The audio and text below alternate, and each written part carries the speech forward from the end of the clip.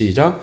그러므로 우리에게 큰 대제사장이 계시니 승천하신 이 곧 하나님의 아들 예수시라.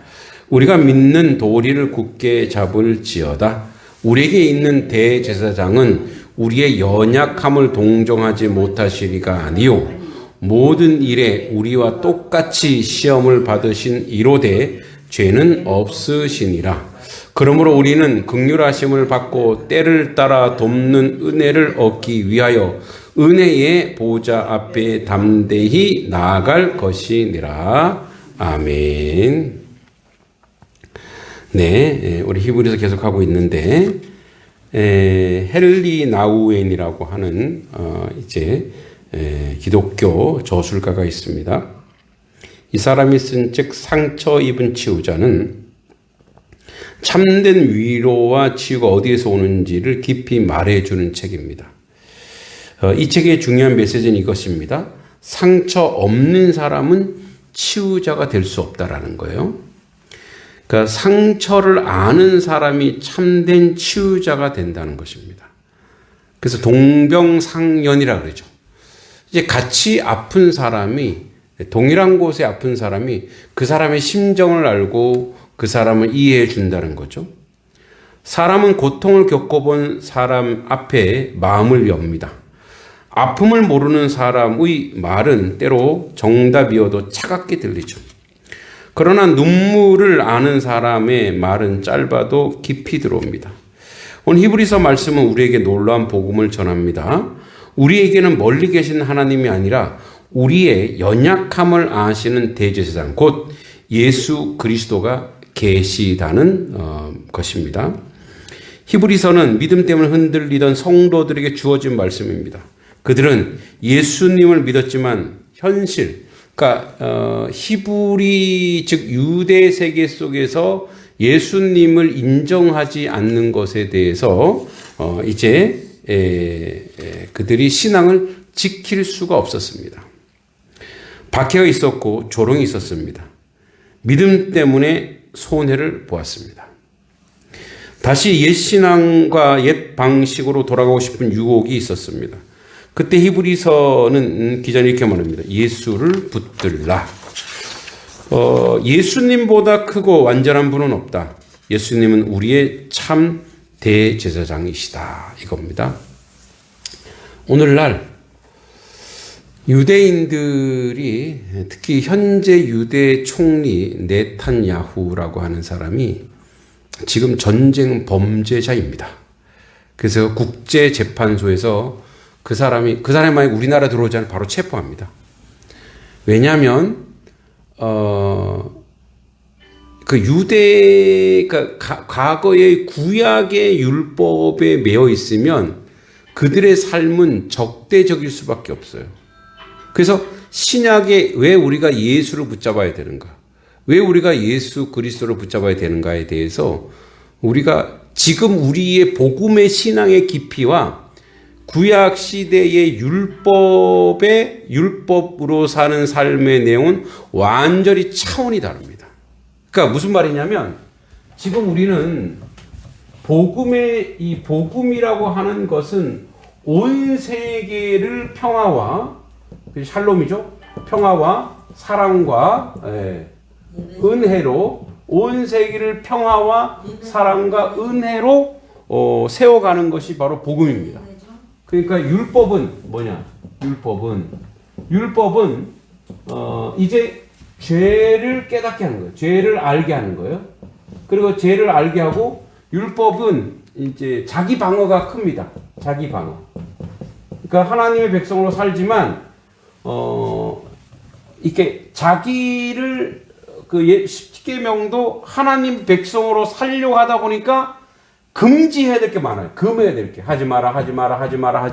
이것도 하지 마라. 저것도 하지 마라. 그러니까 금해야 될 게 너무 많은 거예요. 왜냐하면 인간이 죄성이 너무 크기 때문에. 그래서 하나님께서 율법을 완성시키는 것은 복음이라는 거예요. 그러니까 결과론적으로 특히 유대인들이 착각하고 있는 게 있어요. 그러니까 뭐냐면 거기에 그 속에 자기들이 원래는 그 유대 땅, 지금 현재, 그 유대 땅에, 원래 그들은 거기에 기득권이 없었어요. 그들은 원래 이주민이었단 말이에요. 그러니까 돌이 박힌 돌을 뺀 경우가 된 거예요. 근데 이제 거기가 이제 하나님이 우리 주셨어. 그러면 그 안에서 뭘 해야 되냐면 상생을 해야 돼요. 복음으로 가야 되니까. 예수의 정치인으로 살아야 된단 말이에요. 할렐루야. 그런데 자꾸 여기로 가 있는 거예요. 그래서 쟤네들 우리 원수야. 우리를 저 짓밟을 거야. 그래서 제가 오늘 아침 어떤 걸 봤냐면 6살짜리 애가 이 미사일을 그 이스라엘에서 쏘는 바람에 다 죽었어요. 그래서 그 전화를 하는 거예요. 자기 이모인가 누구한테. 나를 구하러 와달라고, 나를 구하러. 근데 그 아이 죽었어요, 결국. 그래서 지금 뭐라고 하냐면 거기에 7만 명 이상 그쪽 사람이 죽었다 이거예요. 누가? 이스라엘이 미사일을 쏴버리는 바람에. 그래서 지금 학살로 규정해버렸어요. 전 세계에서. 이건 학살이다. 응? 그러니까 지금은 이런 율법의 세대. 그래서 이방이 오면 이방을 금하고 이런 왜냐면 자기들이 제대로 살지 못하기 때문에 자꾸 금해야 되는 거예요. 그런데 예수님이 오셔서 그 통로를 다 깨부시고 화목해 하시고 그래서 온 세계 열방 가운데 그 많은 자리가 아니라 뭐예요? 자, 내가 오리를 가자면 몇 리를 가라 그래? 10리를 가라. 속옷을 달면 겉옷을 달면 속옷을 줘라. 원수를 사랑하라. 그래서 뭐예요? 통치의 세계, 통치의 내용이 바뀌었다고요. 근데 여전히 누군가는 막 이스라엘 국기를 흔들고 있어요. 여러분, 예수 그리스도를 믿는 사람은 이 역사와 이 전통을 우리가 인정은 해요. 율법이 있었고 그 율법에 실패하여 복음이 들어와서 예수 그리스도가 복음으로 통치했기 때문에 무슨 국가나 민족으로 가는 게 아니라 온 인류를 사랑하고 인종과 민족과 지식과 모든 것을 뛰어넘어서 우리는 뭐예요? 모든 사람들에게 사랑으로 다가가야 될 줄 믿습니다. 그러니까 대적하면 안 돼요. 원수 맺으면 안 된단 말이에요. 그러니까 이제 그 아들 예수가 우리에게 큰 대제사장이 계시니 승천하신 이 곧 하나님의 아들 예수시라. 우리가 믿는 도리를 굳게 잡을지어다. 그래서 예수를 붙잡아야 되는 예수를. 그래서 이 안에서 복음의 핵심은 뭐예요? 예수 그리스도의 십자가 희생이죠. 십자가 희생입니다. 희생이 있은 다음에 뭐가 있어요? 부활의 역사가 있는 거예요. 그래서 부활은 뭐냐? 함께 부활하는 거예요. 나만 부활하는 게 아니에요. 같이 부활하는 거예요. 같이 사는 것이고, 같이 은혜 맺는 것이고, 같이 하나님의 은총과 은혜 가운데 있는 거예요. 함께 살아가는 거예요. 그래서 대제사장이신 우리의 연약함을 동정 못하실 리가 아니다.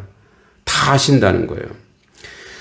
자, 히브리서 14절에 계속 얘기하죠. 큰 대제사장이 계시니, 그럼 우리에게 큰 대제사장, 구약시대 대제사장은 백성을 대표하여 하나님 앞에 나가는 사람이었어요. 백성은 죄가 있기 때문에 함부로 하나님 앞에 나갈 수가 없었습니다. 그래서 대제사장이 제물을 가지고 성소에 들어가 백성의 죄를 위해 제사를 드렸어요. 그런데 히브리서는 예수님을 큰 대제사장이라고 부르요. 왜? 큰 대제사장이냐? 예수님은 짐승의 피를 가지고 나간 것이 아니고 자기 몸을 제물로 드렸어요. 땅의 성소가 아니라 하늘의 성소로 들어갔어요. 예수님은 반복되는 제사가 아니라 단번에 완전한 구원을 이루셨다라는 거예요. 그러므로 우리의 구원은 불완전하지 않습니다. 우리의 제사함은 임시방편이 아닙니다. 예수님의 십자가는 완전하고 충분한 구원입니다. 그래서 승천하신 이 곧 하나님의 아들 예수시라. 본문은 예수님이 이렇게 소개합니다. 승천하신 곧 하나님의 아들 예수. 여기서 두 가지 중요한 진리가 있어요. 예수님은 하나님의 아들입니다. 예수님은 단순한 선생이나 선지자가 아니에요. 예수님은 하나님의 아들이시면서 참 하나님이신 분이에요. 예수님은 승천하셨어요. 부활이 있었죠. 그리고 예수님 십자가에 죽으셨지만 거기서 끝나지 않았습니다. 부활하셨고 하늘에 오르셨고 지금도 하나님 우편에 우리를 위해 중보하고 계십니다. 그래서 우리는 외롭지 않고 우리를 위해 기도하시는 분이 계십니다. 그분이 바로 하나님의 아들 예수 그리스도라는 거예요. 그래서 우리의 이름을 아시는 분이 계신 거예요. 우리의 눈물의 연약함을 하나님 앞에 중보하시는 분이 계시다는 거예요. 그래서 우리의 믿는 도리를 굳게 잡아라 이렇게 얘기합니다. 히브리서는 말합니다. 우리가 믿는 도리를 굳게 잡을지어다. 믿음은 감정이 좋을 때만 붙드는 게 아니에요. 믿음은 흔들릴 때 더 꼭 붙드는 거예요. 생활이 어려워도, 기도 응답이 늦어도, 몸이 약해져도, 사람에게 실망해도 예수 그리스도를 붙들으라는 거예요. 예수님은 나의 구원자이심을 붙들고, 예수님의 십자가가 나의 죄를 사했다는 사실을 붙들고, 예수님이 지금도 나를 위해 중보하신다는 약속을 붙들어야 합니다. 그래서 우리는 그래요. 여러분, 우리의 길, 우리의 삶의 여정은 어디에 있느냐? 우리의 삶의 여정 여기 십자가에 있어요. 이게 우리의 삶의 내용이어야 돼. 내용. 이게 내용. 십자가. 십자가 뭡니까? 예수님을 닮아가는 거예요. 자기 희생이란 말이에요. 자기 희생. 늘 얘기하죠. 자기를 위해 살지 않는다고요. 예수 십자가를 아는 사람은 자기를 위해 사는 것이 아니라 어떻게든 남이, 어떻게든 타인이, 어떻게든 이타적으로 살아. 왜냐면 그렇게 사는 것이 비밀이에요. 이렇게 사는 것이 하늘의 비밀인데 같이 사는 것이고 나도 살고 너도 사는 거라는 거예요. 나만 사는 것이 천국 얘기를 누가 해요? 천국 얘기하면 숟가락을 엄청 큰 걸 준대요. 지옥에 있는 사람들은 이거를 자기가 먹으려고 막. 그럼 이게 돼요? 이게? 안 되지. 근데 천국에 있는 사람은 어떻게 한대요? 남을 먹여준대요. 그러니까 남을 먹여주니까 이 사람도 뭐예요? 나를 먹여주잖아요. 그러니까 이타적이어야 함께 사는 거예요. 이기적이면 자기밖에 모르면 그때는 같이 멸망하는 거예요. 지금 전 세계에서요. 참 무섭습니다만 2차 세계대전 이후에 또 유대인에 대해 혐오가 나타나기 시작했어요. 유대 혐오주의. 그래서 이제 전 세계적으로 이 이스라엘이 지금 막 범죄를 저지르니까 독일에서 유대인들을 집단 구타하고 막 그러는 거예요. 밉다 이거죠. 그래서도 안 돼요. 그랬더니 또 유대인들이 수녀님이죠, 수녀님. 수녀님, 예수님 믿는 기독교 천주교잖아요. 또 가서 그러니까 서로 죽이고 서로 때리는 이런 폭력이 막 난무하기 시작하는 거예요. 그래서 우리가 서로 사랑하고 서로 이해하고 그래서 서로 배려해야지. 그래서 15절에 우리에게 있는 대제사장 우리의 연약함을 동정하지 못하실 이가 아니요. 여러분 보세요. 우리가 십자가 안에서 희생하고 십자가 안에서 남을 위해 헌신할 때 주님이 우리를 보시고 기도하시죠. 지 마음껏 살고 자기 욕심껏 사는데 어떻게 주님이 기도가 나오겠어요. 제발아. 혼내시겠지. 목사가 돼가지고 자기밖에 모르고 자기 집밖에 모르고 자기 새끼들밖에 모르고 자기 욕심 부리고 그럼 주님이 어떻게 그걸 중보하실 수 있어요? 여러분 우리의 연약함은 어디서 나올까요? 연약함은 여기서 나오고 십자가에서 나와요. 주님 내가 십자가 정신으로 살려고 하는데 여기서도 핍박 저기서도 핍박 이런 아픔 저런 아픔 당하고 있습니다. 그때 주님이 대제사장인 아들이 중보하시는 거예요. 예?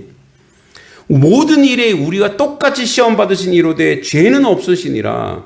그러므로 우리는 긍휼하심을 받고 때를 따라 돕는 은혜를 얻기 위해 은혜의 보호자 앞에 담대히 나아갈 것이다. 자, 무슨 말이냐면 이런 거예요. 때를 따라 돕는 은혜.